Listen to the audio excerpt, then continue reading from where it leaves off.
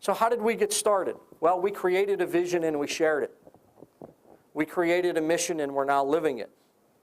And we set goals. We set realistic goals. And we set goals using statistical tools. We didn't just grab an idea out of the air.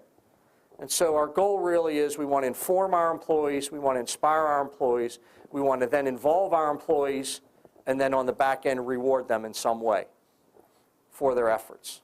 And so here's our vision. Philips Respironics will be world-class operations and our region's employer of choice. That's the vision we created for our operations side of the business. It's built on a solid foundation of engagement, just like we heard at the breakfast keynote this morning, with a solid structure of operations excellence. And if we achieve both of those, we'll get what's called a sustainable competitive advantage. Sustainable competitive advantage is a collection of competitive advantages. Because if you only have one competitive advantage, it's pretty easy for you to go out of business because somebody will figure that one out and beat you at it.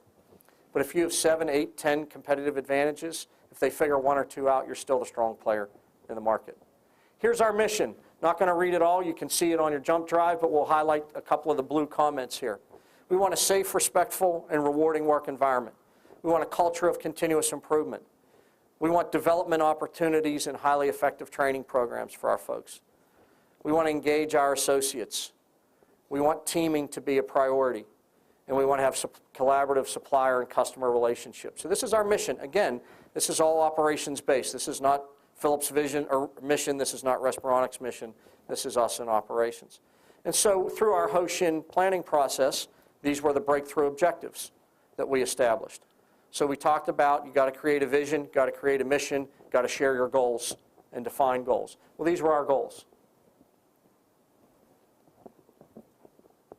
So let's tell a couple of stories about how we've begun, and we're still in the early stages of this. This was only 2006 that we had this epiphany, where we've begun to address some of the things that are going to be required for us to be not only successful as an organization, but one of our largest goals, and we're not afraid to say it is we want to keep manufacturing in the United States.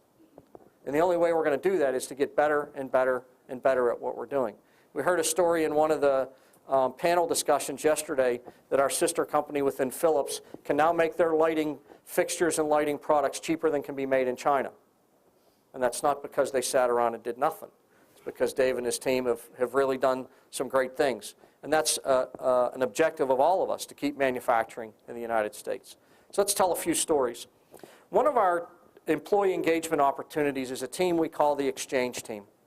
The Exchange Team is focused entirely on cultural improvement. It has nothing to do with Kanban, nothing to do with line yield. We're not looking at units per labor hour. We're not doing any of that typical stuff that folks like us look at. This was all about making it a great place to work. We want it to be a wonderful place to work. So this team's entire focus is culture. They're not allowed to go on the production floor and put Kanban systems in or do anything like that. It's all about culture. It's 20 associates from all of our shifts, all departments in both plants. We also have 5 mentors, generally people that are supervisors or leaders in the organization. These people have to apply to be on the team, and they're also then interviewed. It's a 2-page application. Why do I want to be a cultural ambassador in your organization? And then you're interviewed, and then you're selected. You're assigned then to the team for a 2-year rotation. So you're on the team for 2 years. Some of our folks didn't want to leave after 2 years. We've allowed them to stay if we had room. We meet once a month as a team, so all 25 of us get together. And then they're broken down into 5 teams of 4, the 20 are, 5 teams of 4. They meet separately as well to work on their projects, and I'll show you here in a minute what some of their projects are. We work on tactical and strategic projects, tactical being something we can nail and get behind us in a week or 2. Strategic meaning we're probably going to need to involve other elements of the company and perhaps do some surveys, do some whatever, and so some strategic projects. And before they're allowed to even attend meeting 1, every new member is put through teaming classes, problem-solving classes, and conducting effective meeting classes. So we know they can be a productive and contributing member of this team. Again, you just can't tell people they're empowered. You have to show them how to be empowered. You have to teach them how to get there. So let's talk about some of the projects. These are some of our tactical projects. An assembler called PNC Bank and said, the ATM machine we have in our cafeteria, you're charging us $3 a transaction if we're not a member of PNC Bank, if we don't have an account there. We want you to wipe that fee out. Would you do that for us? And the person at PNC said, Chuck, thanks for calling.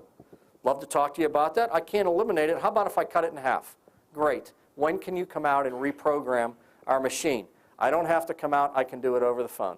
Great. Thanks. Assembler. Wasn't an accountant, wasn't a CFO, wasn't anybody, an assembler. We have adopt a parking lot. Our parking lots are broken down into 5 segments. We have teams around the plant that adopt the parking lot and keep it clean. Does 2 things. We have clean parking lots. Also, when you know you have to pick up the trash, you're probably not going to throw the trash into the parking lot. We know how far it is to walk around all of our buildings. So when you're on your break and you want to go for a walk on a nice day like today, you know how far you're going to walk.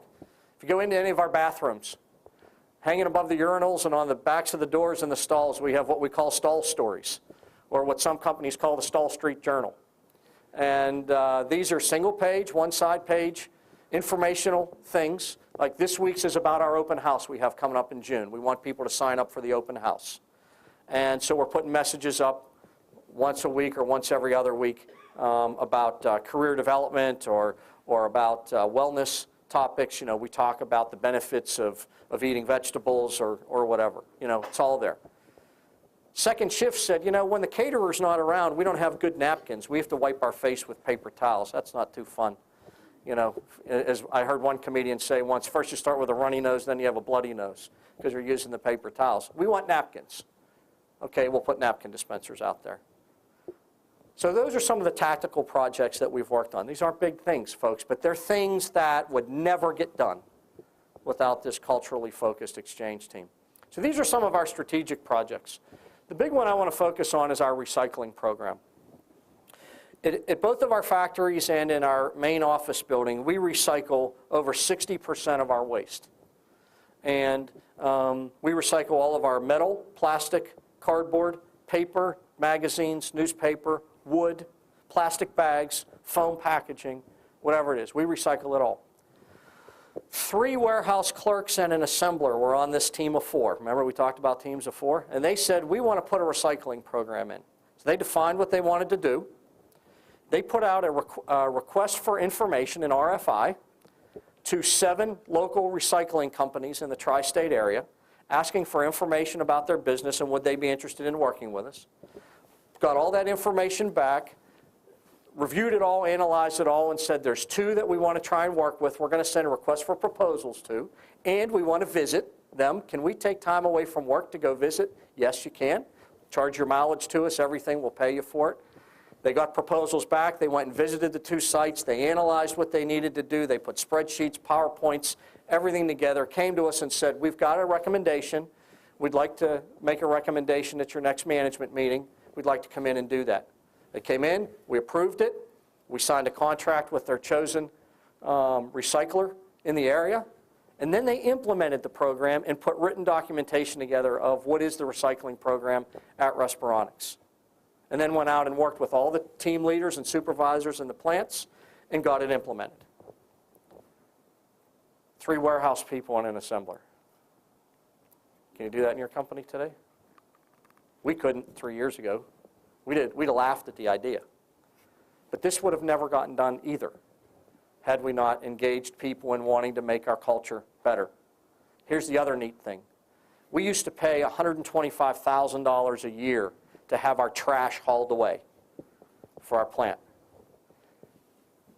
This was before the recession, mind you. It's gotten a little different during the recession. But immediately afterwards, they haul our trash for free. They still do that today. They haul our trash for free. And we were being paid $130,000 a year for our recyclables, for our plastic, our paper, our cardboard, and our wood. So we made a $250,000 swing in the bottom line, 3 warehouse people and an assembler. Okay? Big things can be done.